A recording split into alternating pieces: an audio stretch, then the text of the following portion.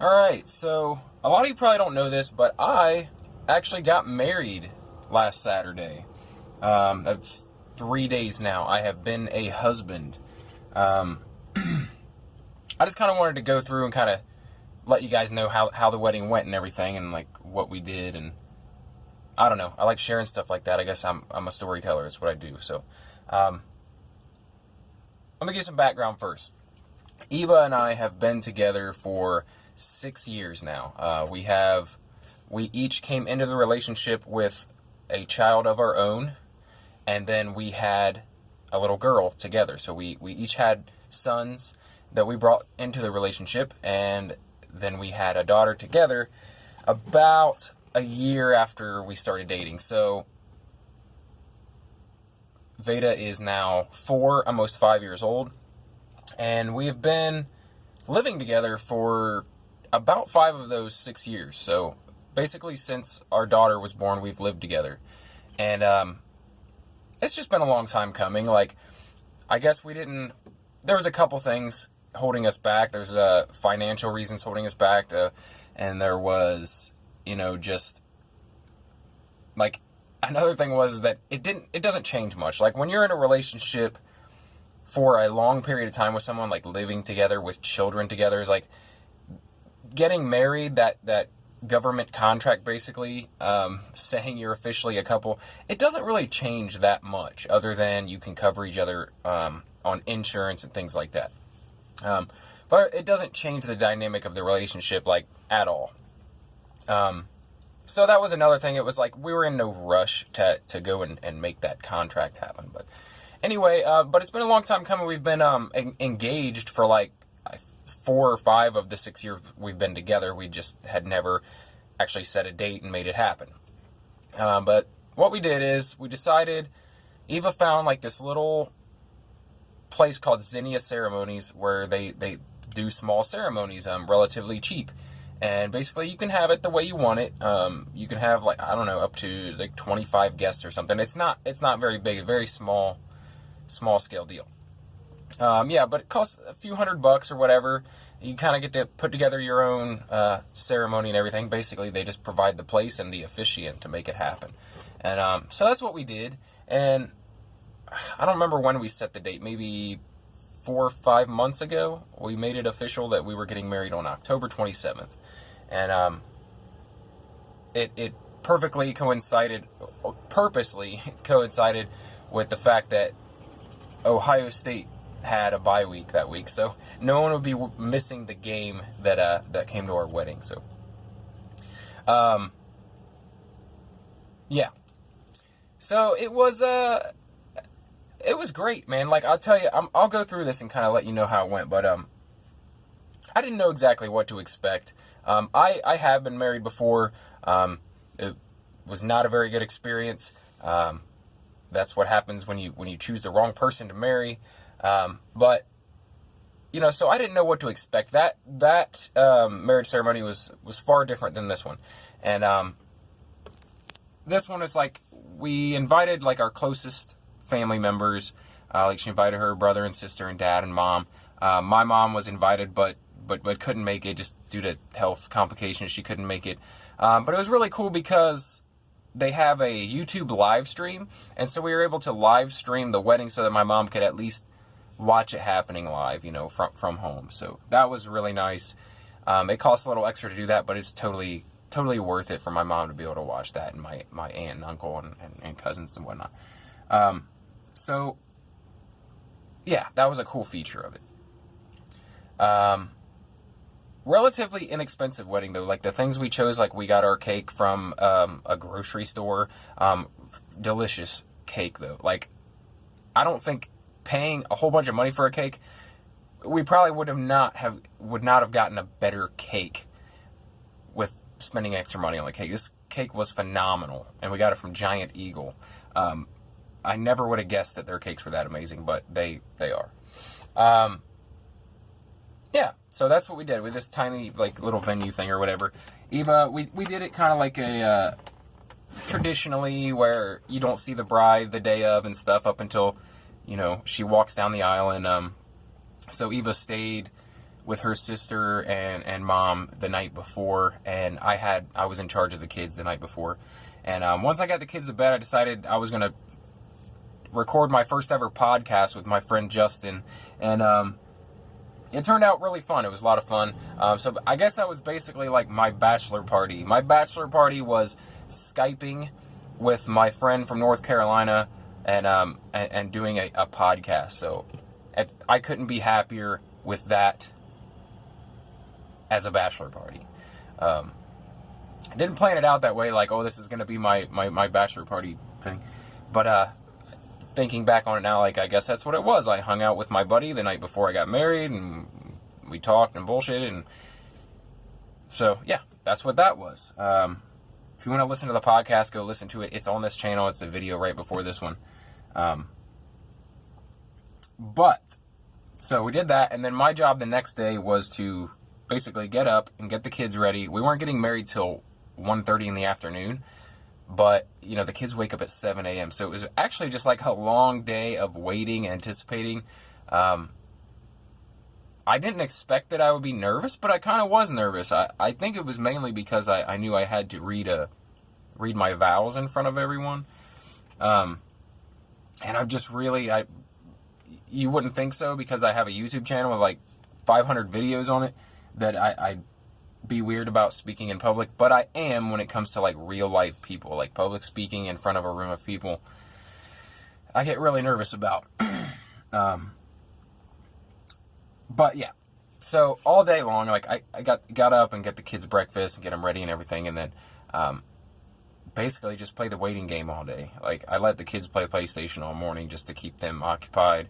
And I just hung out with my daughter and waited, right? And about an hour before the wedding, Eva's mom came and picked up Veda so that she could get her ready, because she had like a dress. She had to have her hair done and stuff like that. And I'll get to that, how that turned out here in a moment. But the ceremony was really great. It was in this little small building. Like I said, I was worried that things wouldn't turn out great, and that it would kind of affect Eva's day. Just being that it's a small venue, and there was a lot of moving parts that could, you know, go wrong. But it went off without a hitch. It really did. I got there, Eva got there, they snuck her in the back so that I didn't see her, and I actually got way more emotional than I thought I would. And that's just because, like, I've thought about it a lot, and I've been expecting this day for a long time. There wasn't like a big emotional build up to it. Just kind of felt like making it official what we've already been doing for the past 6 years. But I'll get that sun out of there. Like, the first thing that got me was, it was before Eva came down the aisle, okay? Because my daughter, she just has my heart, man. Like, I'm almost tearing up now thinking about this. My daughter, Veda, she's 4 years old, and she's just like the cutest, most innocent, little, like, perfect little being. And I'm like amazed every day that Eva and I made her, that anyone could make such a human being. And I don't know, the kids coming down the aisle was the super like the first emotional thing. Like, my son came down the aisle, and Eva's son came down the aisle, and then our daughter came down the aisle, and it was like, it was so cute. Like, the boys were so cute, and they were really well behaved. And, you know, we kind of worry, like, because Cameron's kind of rambunctious and wild and stuff, and we were kind of worried a little bit that things might not go so smoothly, but Cameron did such a good job, and Asher did a great job. But then when Veda came down the aisle, like, Veda was the flower girl, right? So Asher came down, Cameron came down with a sign that said, like, "Here comes your bride," or something like that. And then Asher came down with the ring, so he was the ring bearer. And then Veda came down the aisle, she was the flower girl. And dude, like, the moment I saw her, and she looked so beautiful, like, she was coming down the aisle, and, like, I started tearing up bad. Like, right away, I'm like, oh no, this you know what? This is the start of it. This is the floodgates opening, because I'm going to be all teary-eyed this whole thing now. And that's what set it off. Like, my daughter just, yeah. And then Eva came, and just, Eva's not the most sentimental type of person, so for, like, her to do this in front of everyone, and for her to say her own vows in front of everyone, it's like a really big deal. And like that made me emotional too. And just seeing her, and just watching like her parents, you know, get emotional. You know, her dad gave her away, and her mom was tearing up as she was walking down the aisle. Like, it really got to me. You know what I mean? Like, I was surprised how moved I was, and I just was, man. It got me. And then we read our vows to each other, and I was nervous about that because, well, for one, because I'm nervous about speaking in front of people, but also because, like, I had written this, like, really long-winded thing, because that's the type of person that I am. Like, I don't do short and sweet a whole lot when it comes to, like, writing something, or obviously, like, making videos or whatever, telling a story. And, I don't know, I just felt awkward, because Eva's was very short and sweet and to the point, and it was beautiful. And like I said, she's not normally the sentimental type, so hers, like, to me, meant a lot more than mine did, just because I'm a talker, dude. Like, I talk all the time, and I share feelings all the time. Like, I'm plenty sentimental on a daily basis. Like, I'm the type of person who says I love you a lot, you know. But Eva, not so much. Like, she just doesn't show, she's not touchy-feely, she's not very sharing of her feelings, and so her to do this in front of everyone, like, it was a much bigger deal than me doing it in front of everyone. And so I was moved by that as well. I was teared up while she was doing her vows, and then when I was doing mine, I think it was just the whole setting and the nerves, like, because the words I was saying, I had rehearsed them a bunch of times, and I don't think it was the words I was saying that made me tear up, but it was just the whole thing, like, all together and happening, you know what I mean? And to be honest, I wasn't, once I started reading my vows, I wasn't that nervous anymore, but I was getting choked up, like, every few sentences, and it was like, I don't know, it was a beautiful time, though. It was really, it was a short, sweet ceremony, and it was perfect, in my opinion. I thought it went perfectly, and I wouldn't have asked for anything bigger or better or anything like that. Like, it was perfect. It was exactly what it should be. I was really impressed with the venue, and the officiant did a really good job, and I was 100% satisfied with the wedding ceremony. Then we get to dinner, and we were going to this place called Bravo Italiana, and it's a Italian restaurant. And here's the thing. So we get to the restaurant, and Eva's grandparents go in first, and they asked, you know, to be seated with the Scott party reservation. And when I walked in the building, Eva's grandma was like, they don't have your reservation. And she was, like, pissed. Like, not at me. She was pissed at the restaurant. They don't have your reservation at all. And I'm like, what? And I know that I made this reservation, right? And I'm like, okay, maybe I made a huge mistake and made the reservation at the other Bravo Italiano across town. So I called that place, and they're like, no, we don't have a reservation. So I'm like, I know I made this reservation. I know I did. And it's for 15 people. And it's like, last minute, it's tough for a restaurant. Like, they can do it, but it's a little tougher than if they prepared for it and already set the places for it and everything like that. They said they could still accommodate us, but they had not written down my reservation. They had not taken my reservation. Like, I called over a month ago, made the reservations. Eva was sitting right beside me, heard my back and forth with these people about my reservation. I absolutely made this reservation. But the restaurant did not have my reservation. And this was probably the only, like, negative of the whole day. Luckily, they were able to take us, so, you know, it could have been much worse. But they got us all sat within, like, 10 minutes. So basically, we were all sat by the time the reservation would have been anyway. It worked out well in that sense. We didn't have to wait around a whole lot. However, when it came to, like, taking our orders and bringing out bread and bringing the bottle of wine and bringing this and bringing that, like, it was the most drawn out, like, long dinner I've ever experienced. I'm not gonna lie. It was like 2.5 hours, something like that, of mostly waiting around for, like, someone to take our order, someone to take the food. And it's like, they kind of, like, probably saw it as our fault, like we didn't make a reservation. It was like, we know that clearly we made a reservation and this is on them. But anyway, it turned out all right. The food was amazing. The cake from Giant Eagle was amazing. Her grandparents also bought us a cake from Eva's favorite bakery. It's like out of town. And that cake was amazing as well, as always. And it was just good, man. Everything went really well. Like I said, the only negative the entire day was the excessively long dinner.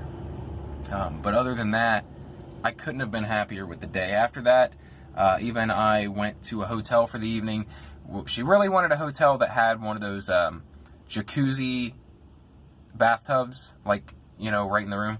And so that's what we did. And it was great, except for the fact that her refrigerator didn't work, and we had bought some stuff to put in the refrigerator.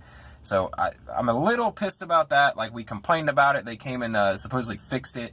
They said, we'll come back and check on it and make sure it's still going or whatever in like 5 or 10 minutes. They never came back. I complained about it.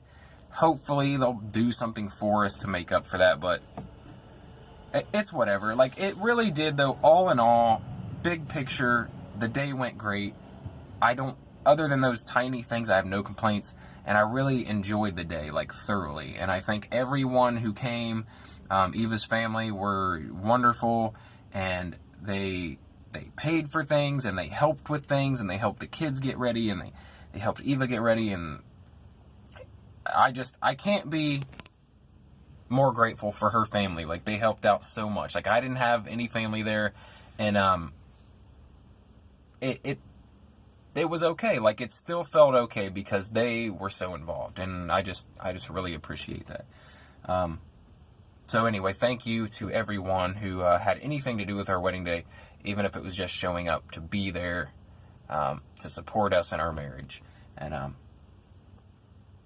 that's it. That's my story. That was my and Eva and I's wedding day in a nutshell. If you enjoy videos like this where I tell stories, or if you enjoy me going on and on about TV shows and movies and pop culture and nerd shit and comic books and stuff like that, subscribe for more, because that's what I do here. I sprinkle in these little life stories and stuff from time to time, if you're into that sort of thing, because I consider myself somewhat of a storyteller, and I enjoy doing it. So if you're into that sort of thing, subscribe for more. Thank you for watching. I'll see you in the next video.